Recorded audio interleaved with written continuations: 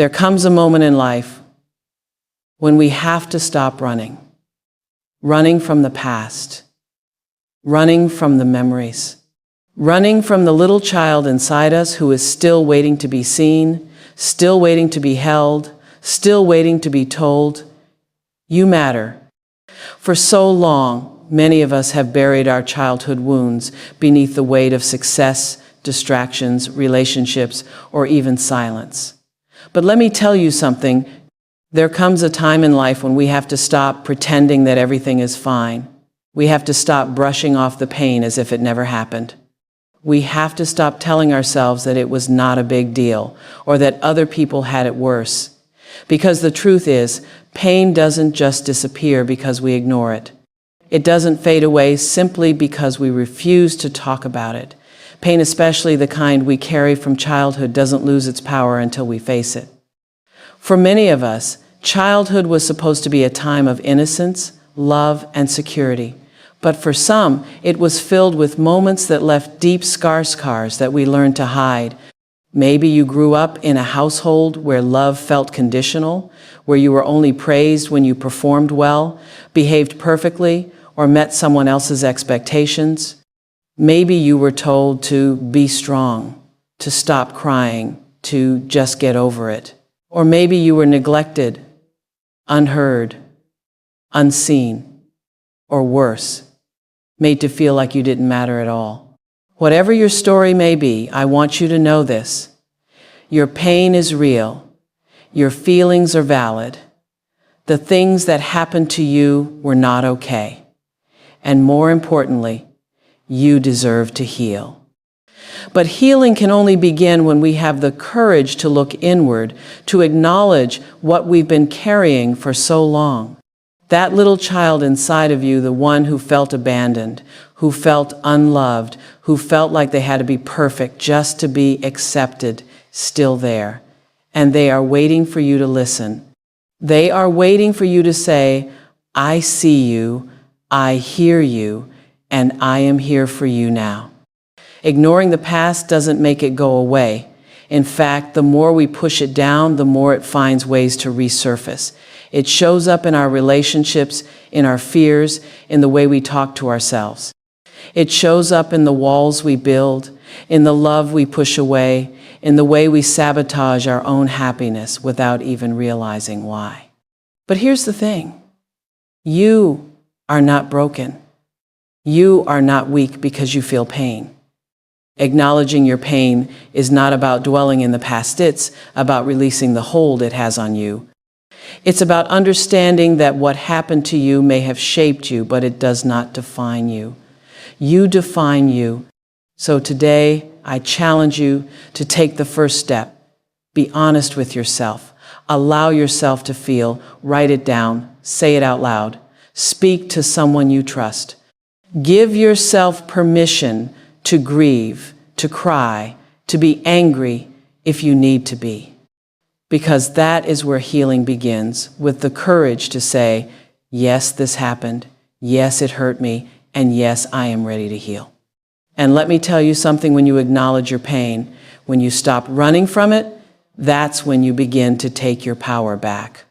That's when you start moving from a place of survival to a place of true healing. And that, my friend, is the first step toward freedom. There is a moment in life when you have to decide that your past does not get to define you. What happened to you, the pain, the betrayal, the neglect, the trauma may have shaped you, but it is not who you are. You are not the abandonment. You are not the rejection. You are not the unkind words that were spoken over you. You are not the mistakes of the people who failed to love you the way you deserved. Too often we live our lives believing that the things we went through are permanent stamps on our identity. We carry the weight of those experiences as if they are proof that we are unworthy, unlovable, or forever broken. Maybe you grew up being told that you weren't good enough, smart enough, or capable enough. And now, even as an adult, that voice still echoes in your mind. Maybe you were hurt by the very people who were supposed to protect you. And now you struggle to trust, to open your heart, to believe that real love exists for you. But hear me when I say this.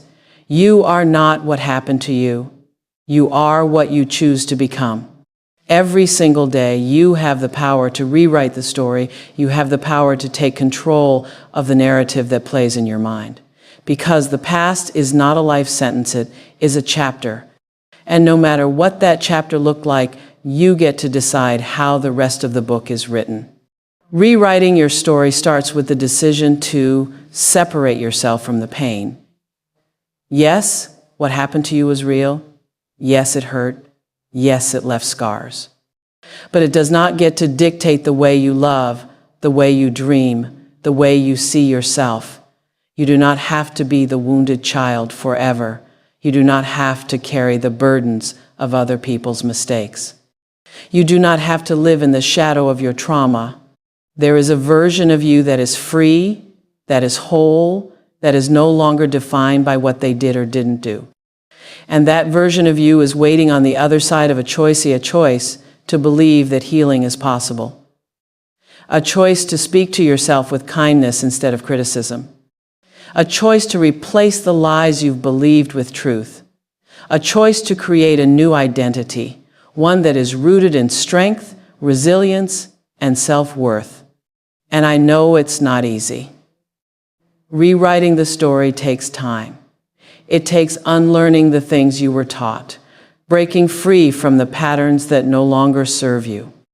It takes confronting the wounds, allowing yourself to grieve, and giving yourself permission to move forward. But step by step, thought by thought, decision by decision, you begin to transform. One day, you will wake up and realize that the past no longer holds you hostage. You will look in the mirror and see yourself, not through the lens of what happened to you, but through the lens of who you have become. And when that day comes, you will know deep in your soul that you are not your trauma. You are not your pain. You are a survivor. You are a warrior. You are a masterpiece in progress. And you are rewriting the story one page at a time.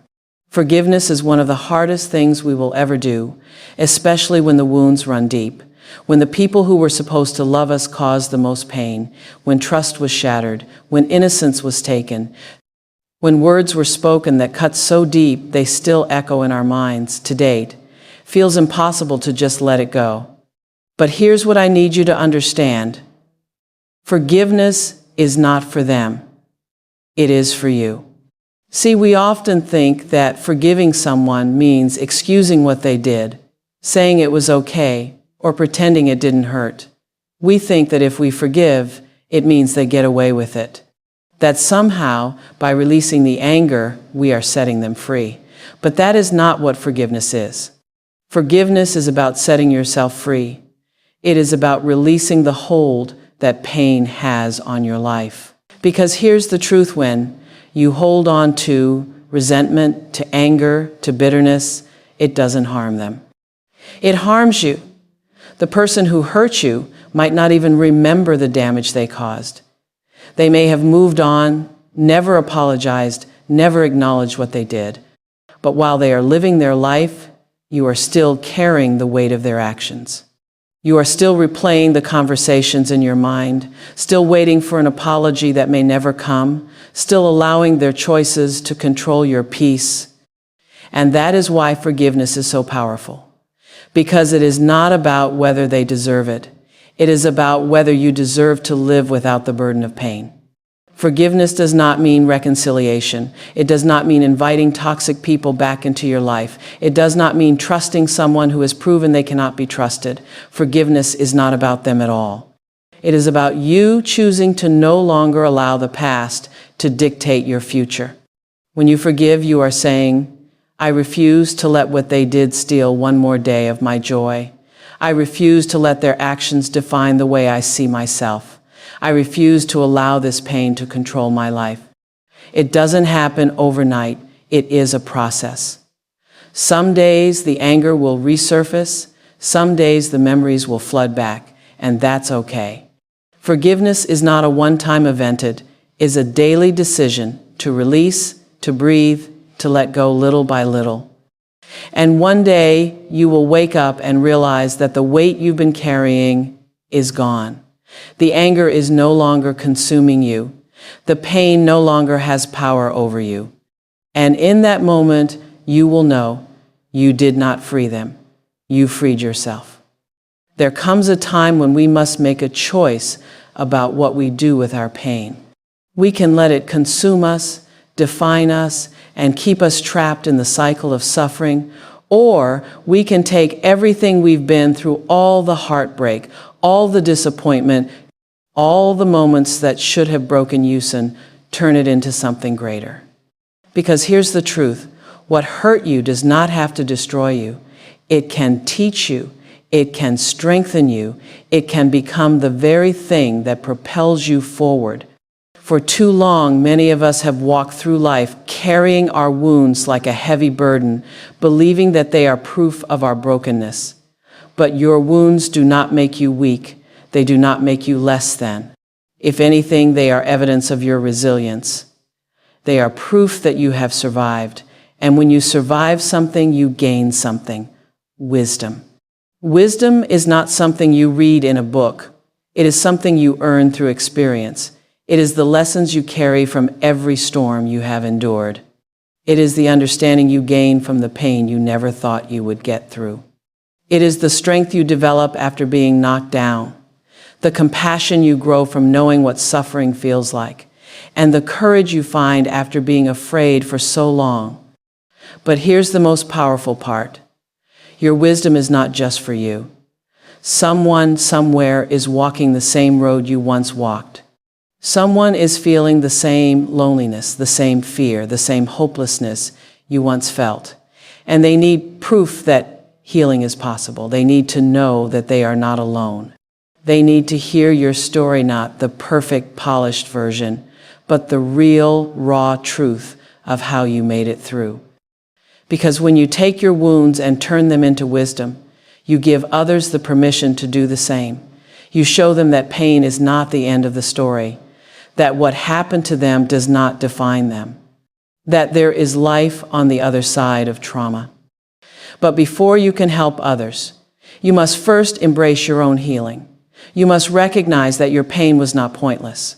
You must understand that every moment of struggle gave you something: sight, strength, resilience, empathy, and then you must decide to use it. Maybe that means sharing your story. Maybe it means helping others who are going through what you once did. Maybe it means breaking the cycles of pain in your own family so that future generations don't have to suffer the way you did. Maybe it simply means living your life in a way that honors the strength it took to survive. Whatever it looks like for you, know this: your wounds do not make you weak. They make you wise. And when you use that wisdom, you don't just heal yourself, you help heal the world.